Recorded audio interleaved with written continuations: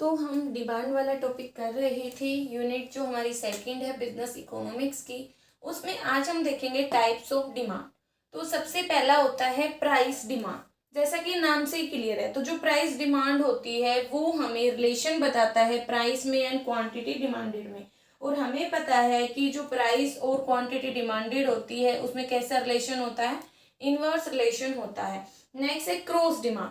Cross का मतलब होता है कि जो डिमांड है कमोडिटीज की वो सिर्फ खुद जैसी कमोडिटीज के प्राइस से इम्पैक्ट नहीं होती, बल्कि अदर कमोडिटीज के जो प्राइसेस होते हैं वो भी उस कमोडिटी की डिमांड को इम्पैक्ट करती हैं। ठीक है, तो ये रेफर करता है demand for different quantities of commodities whose demand depend not only on its own prices but also on the prices of other goods। कैसे?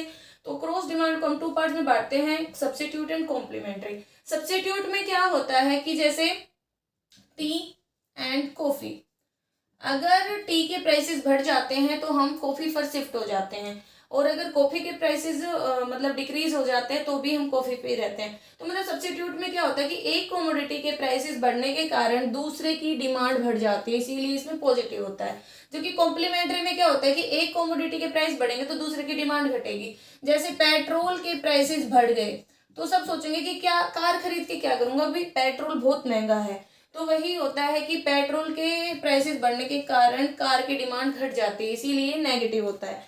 नेक्स्ट है ज्वाइंट डिमांड। ज्वाइंट डिमांड में क्या होता है कि जब आप एक साथ दो या दो से ज्यादा प्रोडक्ट खरीदते हो अपने एक गोल के लिए। जैसे आप मार्केट में गए, आपने बैट खरीदा, अब बिना बॉल के बैट तो किसी काम का नहीं है। वैसे ही आपने कार खरीदी, तो जैसे ही कार खरीदोगे तो पेट्रोल की डिमांड जराइज मतलब अराइज होगी, तो क्या होगी, ज्वाइंट डिमांड। कंपोजिट डिमांड क्या होती है कि ऐसे गुड्स की डिमांड जिसके मल्टीपल यूजेस होते हैं, लाइक एज मिल्क। मिल्क है, उसके बहुत सारे यूजेस होते हैं, नॉर्मली भी पी सकते हैं, चाय बनाने के लिए, पनीर बनाने के लिए, बटर निकालने के लिए। तो वो होती है कंपोजिट डिमांड। कंपोजिट मतलब डिमांड उन कमोडिटीज की जिनके मल्टीपल यूजेस होते हैं। अगर एक प्रोडक्ट की डिमांड बढ़ेगी, नॉर्मल सी बात है, जो सप्लाई होगी अदर की घटेगी। अब होती है ऑटोनोमस डिमांड। ऑटोनोमस मतलब जो प्राइस और इनकम से इंडिपेंडेंट होती हैं, जो डिमांड डायरेक्ट हैं, जो होंगी ही होंगी। जैसे डायरेक्ट डिमांड तो हो गई जो फाइनल कंजप्शन के लिए जो गुड्स होते हैं, जो फाइनल कंजप्शन के लिए होती है। जो कि ऑटोनोमस में क्या होता है, जैसे कि मेडिसिन्स हैं, कितने ही बीमार हो जाए, मतलब कितने ही प्राइसेस बढ़ जाए मेडिसिन्स के, हमें वो खरीदनी ही पड़ती है चाहे कितने ही प्राइसेस बढ़ जाए। लाइफ सेविंग ड्रग्स होते हैं, जैसे कोरोना के टाइम पे वैक्सीन थी।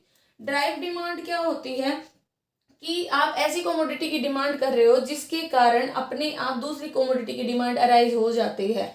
जैसे कि आप घर बनाते हो, तो घर में भी बहुत सारी चीज़ों की डिमांड अपने आप अराइज हो जाएगी। जैसे ही आप गाड़ी खरीदोगे तो इंश्योरेंस की डिमांड। तो जो ड्राइव डिमांड होती है वो कैसे आती है, रेफर करती है डिमांड एक प्रोडक्ट की जो अराइज होती है दूसरे प्रोडक्ट के कारण। नेगेटिव डिमांड का मतलब होता है जो कंज्यूमर नहीं लेना चाहता, जो डिसलाइक की गई है कंज्यूमर के द्वारा, लाइक इंश्योरेंस पॉलिसी है, कौन कंज्यूमर लेना चाहता है। फुल डिमांड होती है जब डिमांड और सप्लाई एक दूसरे के बराबर होती है, उतनी डिमांड होती है उतनी सप्लाई होती है। और फुल जब डिमांड ज्यादा होती है सप्लाई से। नॉन एग्जिस्टिंग डिमांड होती है मतलब जो मार्केट में है ही नहीं, जिसके बारे में कंज्यूमर्स को नॉलेज ही नहीं है। नेक्स्ट है अनहोलसम डिमांड, इसको हम नेगेटिव डिमांड भी बोलते हैं। इसमें वो नेगेटिव है कैस, इसका मतलब ये है कि कंज्यूमर इसको बैडली चाहता है, लाइक अल्कोहल है, जो भी मतलब ड्रग्स हैं, या जैसे सिगरेट्स वगैरह हैं। तो जो कंज्यूमर है इसको खरीदना चाहता है, मतलब बैडली चाहता है, लेकिन उसके पास डिजायर नहीं है कि वो इसको खरीदे ना खरीदे, तो ये अनहोलसम रहती है, नेगेटिव रहती है, क्योंकि उसे ये तो पता ही है कि उसके ऊपर इसका नेगेटिव इम्पैक्ट पड़ेगा। तो ये हमारी टाइप्स ऑफ डिमांड थी। मेनली जो सबसे ज्यादा पूछी जाती है, तो कंपोजिट डिमांड है कि इसके मल्टीपल यूजेस होते हैं। ठीक है, ऑटोनोमस तो डायरेक्ट हो गई, इंडिपेंडेंट हो गई। एक होती है क्रॉस डिमांड जो सबसे ज्यादा पूछी जाती है कि सब्स्टिट्यूट एंड कॉम्प्लीमेंट्री, ये पूछ लिया जाता है कॉम्प्लीमेंट्री में कैसा रिलेशन है, नेगेटिव, और सब्स्टिट्यूट में कैसा रिलेशन है, पॉजिटिव। और ड्राइव जो एक के कारण दूसरी राइज होती है। ठीक है, तो ये थे हमारे टाइप्स ऑफ डिमांड। अब हम इसके फैक्टर्स देखेंगे। तो अब हम इसके डेटरमिनेंट्स को देखते हैं। डेटरमिनेंट्स का मतलब होता है वो फैक्टर्स जो हमारी डिमांड को इम्पैक्ट करती हैं। पहला है प्राइस ऑफ कमोडिटी। अगर प्राइस इंक्रीज होंगे तो डिमांड हमारी डिक्रीज होगी, और अगर प्राइसेस डिक्रीज होंगे तो डिमांड हमारी इंक्रीज होगी। तो इनके बीच में इनवर्स रिलेशन होता है। दूसरा है प्राइस और रिलेटेड गुड्स। रिलेटेड गुड्स का मतलब वही सब्स्टिट्यूट्स एंड कॉम्प्लीमेंट्री। तो हमें पता है कि कॉम्प्लीमेंट्री के साथ नेगेटिव रिलेशन होता है और सब्स्टिट्यूट्स के साथ पॉजिटिव रिलेशन होता है कि अगर कॉफ़ी के प्राइसेस इंक्रीज हो जाते हैं तो हम टी पे शिफ्ट हो जाएंगे, अगर टी के प्राइसेस इंक्रीज हो जाते हैं तो हम कॉफ़ी पे शिफ्ट हो जाएंगे। जबकि कॉम्प्लीमेंट्री में क्या होता है कि एक कमोडिटी के प्राइस बढ़ने के कारण दूसरी की भी डिमांड कम हो जाती है। इनकम, अगर इनकम बढ़ती है कंज्यूमर्स की तो डिमांड बढ़ेगी, अगर इनकम घटती है तो डिमांड भी घटेगी, क्योंकि जितने ज़्यादा पैसे होंगे उसके अकॉर्डिंग कंज्यूमर डिमांड करेगा। टेस्ट एंड प्रेफरेंसेस, अगर कंज्यूमर की टेस्ट एंड प्रेफरेंसेस चेंज हो जाती हैं तो उसके अकॉर्डिंग जो डिमांड होती है वो भी बढ़ती या घटती है। अगर उसको वो प्रोडक्ट पसंद आ रहा है तो डिमांड बढ़ेगी, अगर नहीं आ रहा है तो घटेगी। पॉपुलेशन का साइज अगर इंक्रीज होगा तो डिमांड भी इंक्रीज होगी, क्योंकि उतने ही लोग होंगे ना उस मतलब कमोडिटी को कंज्यूम वाले करने वाले। गवर्नमेंट पॉलिसीज में आती हैं taxation and subsidy.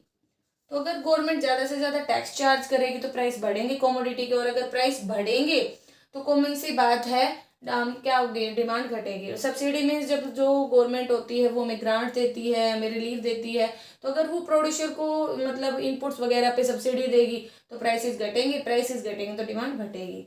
Income distribution अगर इक्वल हो, सही मात्रा में हो, हर लोगों के पास पैसा हो तो डिमांड बढ़ेगी। क्लाइमेट सिचुएशन, अगर क्लाइमेटिक सिचुएशन फेवरेबल हुई तो प्रोडक्शन अच्छे से होगा, प्राइस कम रहेंगे, डिमांड बढ़ेगी। लेकिन अगर क्लाइमेटिक सिचुएशन आ गई, बाढ़ आ गई, भूकंप आ गया, तो कॉमन सी बात है क्या होगा कि फसलें खराब हो जाएंगी, शॉर्टेज हो जाएगी चीज़ों की, और शॉर्टेज होने के कारण चाहे प्राइसेस कितने बढ़ जाए हम डिमांड को फुलफिल नहीं कर पाएंगे।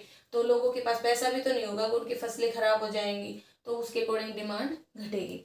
तो ये हमारे पास थे इसके डेटर्मिनेंट्स वो होते हैं जो हमें मतलब वो फैक्टर्स होते हैं जो हमें डिमांड का रिलेशन बताते हैं अदर फैक्टर्स के साथ। इसी में हमारे पास आती है law of demand.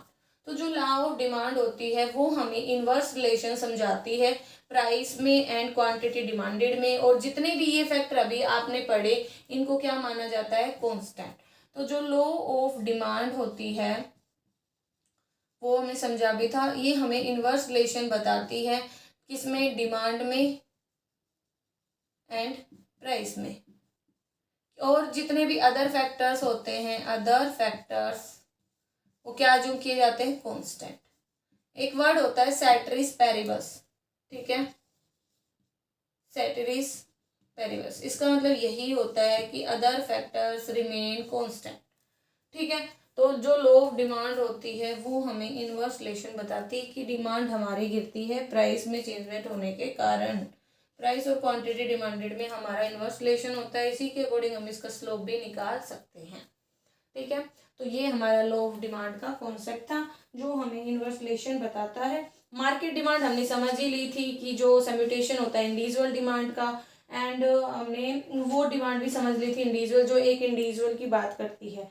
Law of demand हमने समझा ही है कि ये इनवर्स रिलेशन बताता है प्राइस में एंड, इसको आप ऐसे भी लिख सकते हो, ठीक है, प्राइस एंड क्वांटिटी। ये बात आती है कि लॉ ऑफ डिमांड दिया किसने था, तो ये दिया था अल्फ्रेड मार्शल ने। मार्शल वही हैं जिन्होंने वेलफेयर डेफिनेशन भी दी थी इकोनॉमिक्स की, ठीक है। इसमें दूसरी चीज़ों को कांस्टेंट माना जाता है, को जो क्वांटिटी डिमांड होती है वो प्राइसेस के अकॉर्डिंग बढ़ती या घटती है, और जो स्लोप होता है डिमांड कर्व का वो भी हम इसके अकॉर्डिंग निकाल सकते हैं कि कितना चेंजमेंट आया प्राइस में डिवाइड बाई क्वांटिटी डिमांडेड, तो वो हमें स्लोप भी बता देता है। जो इसका स्लोप होता है वो डाउनवर्ड स्लोपिंग होता है, ये हमें पता है कि नीचे की तरफ गिर रहा है, ठीक है। तो ये थे हमारे पास, लेकिन जो लॉ ऑफ डिमांड होता है उसकी कुछ एक्सेप्शंस भी होती हैं, और जो एक्सेप्शंस है उससे क्वेश्चंस कुछ ज़्यादा ही पूछे जाते हैं एग्जाम्स में। जैसे एसपीएससी असिस्टेंट प्रोफेसर के स्क्रीनिंग एग्जाम में भी एक्सेप्शन से क्वेश्चन आया था कि लॉ ऑफ डिमांड की क्या क्या एक्सेप्शंस होती हैं।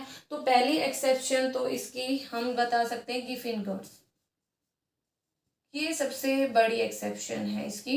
गिफिन गुड्स में क्या होता है कि इसमें अगर कमोडिटीज के प्राइसेस बढ़ते हैं तो डिमांड बढ़ती है, तो ये अपवर्ड स्लोपिंग होता है। जबकि इसमें अगर इनकम बढ़ती है तो डिमांड गिरती है, जबकि इसका प्राइस के साथ पॉजिटिव रिलेशन होता है, तो ये भी एक एक्सेप्शन है। दूसरा कंज्यूमर की इग्नोरेंस, या ये आप नेचुरल फैक्टर्स लगा लो, ये भी एक एक्सेप्शन होते हैं कि अगर लगा लो बाढ़ आ गई, भूकंप आ गई, फसल बर्बाद हो गई, तो प्राइस कितने भी बढ़ जाओ, सप्लाई आप नहीं बढ़ा सकते। आप मतलब जो डिमांड है उसको फुलफिल कर ही नहीं सकते, क्योंकि कोमोडिटी ही नहीं है।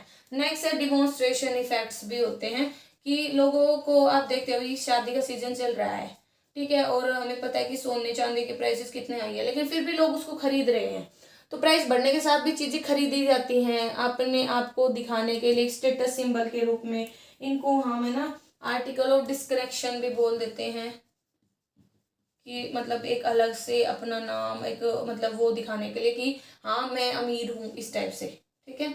और वेबलन गुड्स भी बोल देते हैं इनको, थोड़ा स्पेलिंग आप देख लेना, वेबलन गुड्स, ठीक है, कि मतलब जो स्टेटस सिंबल वगैरह की तरह लिए जाते हैं। नेसेसिटी गुड्स भी एक एक्सेप्शन होता है, कि जैसे जो भी लाइफ सेविंग ड्रग्स वगैरह होती हैं, जो भी रोटी कपड़ा मकान है, उनके प्राइसेस बढ़ जाएंगे तो भी वो हमें खरीदने ही पड़ेंगे। तो नेसेसिटी गुड्स भी एक एक्सेप्शन होती है।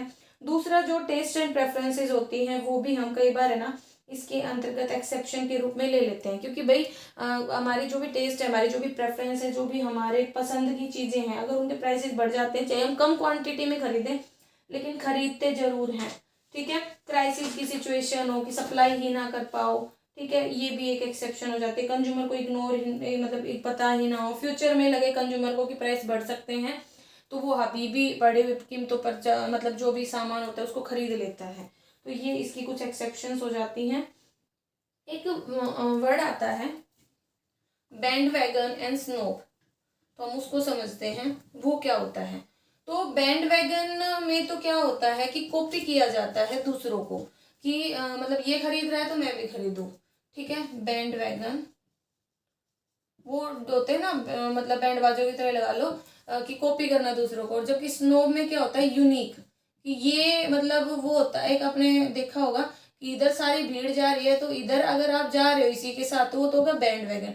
लेकिन सब लोग इधर जा रहे हैं लेकिन आप अकेले इधर जा रहे हो, वो होता है स्नोब, की एक यूनिक आइटम की तरफ जाना, यूनिक चीजों की डिमांड करना। तो स्नोब अपोजिट होता है बैंड वैगन का, इसमें हम यूनिक कमोडिटीज की डिमांड करते हैं। क्योंकि बैंड वैगन में हम भेड़ चाल बोलते हैं ना, कि दूसरों को कॉपी करना, वो सारी चीजें इसमें आ जाती हैं, ठीक है, copy others.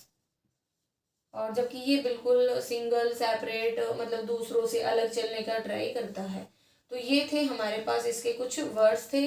Law of demand समझा हमने, उसके एक्सेप्शन समझी हैं, ठीक है। अब जो लॉ ऑफ डिमांड होता है उसी में जो हमारा डिमांड कर्व होता है उसकी शिफ्टिंग के बारे में समझते हैं। एक होता है शिफ्ट और एक होता है मूवमेंट। तो देखो मूवमेंट या तो होगा नीचे की तरफ और मूवमेंट या होगा ऊपर की तरफ। शिफ्ट जैसे ये डिमांड करता है, शिफ्ट या तो राइट वार्ड होगा या शिफ्ट हमारा मतलब लेफ्ट वार्ड होगा, ठीक है। तो और यहाँ पे हम प्राइस दिखाते हैं, यहाँ पे क्वांटिटी डिमांडेड दिखाते हैं, यहाँ पे प्राइस, यहाँ पे क्वांटिटी डिमांडेड। तो शिफ्ट के केस में तो क्या होता है, हम ये मान के चलते हैं कि जो डिमांड कर्व है उसमें सारे फैक्टर्स को कांस्टेंट माना जाएगा। मतलब इसमें क्या होता है कि हम ये मान के चलते हैं कि इसमें अदर फैक्टर्स के कारण चेंजमेंट होता है। जैसे यहाँ पे तो हम मानते हैं प्राइस में इंक्रीज डिक्रीज के कारण हमारा मूवमेंट होता है, जबकि इसमें अदर फैक्टर्स के कारण हमारा शिफ्ट होता है। यहाँ पे अदर फैक्टर्स को कांस्टेंट माना जाता है, यहाँ पे प्राइस को कांस्टेंट माना जाता है, प्राइस कांस्टेंट, ठीक है। तो यहाँ पे तो क्या होता है, शिफ्ट होता है अदर फैक्टर्स में चेंजमेंट के कारण, या तो वो इंक्रीज होगा या डिक्रीज होगा। यहाँ पे प्राइस के कारण अगर की प्राइस मतलब घट रहे हैं तो हमारी क्वांटिटी डिमांड बढ़ जाती है, और अगर प्राइस बढ़ रहे हैं तो क्वांटिटी डिमांडेड घट जाती है। तो मतलब डाउनवर्ड का मतलब होता है मूवमेंट डाउनवर्ड, ठीक है, और एक होता है अपवर्ड, और ये होता है एक्सटेंशन और कॉन्ट्रैक्शन। तो ये थे हमारे पास लॉ ऑफ डिमांड के शिफ्टिंग। तो इसमें याद रखना है ये फैक्टर्स के कारण होता है और वो प्राइस में चेंजमेंट के कारण होता है। चेंज इन डिमांड बोलते हैं और वो चेंज इन क्वांटिटी डिमांड बोलते हैं। ये हमारा एक्सपेंशन कहलाता है और ये हमारा कॉन्ट्रैक्शन कहलाता है, ठीक है, कि इसमें डिमांड बढ़ती है और उसमें गिरती है। इसमें क्वांटिटी डिमांड में हमारा डिक्रीज है, ये हमारा इंक्रीज सिचुएशन है, ये हमारी डिक्रीज सिचुएशन है।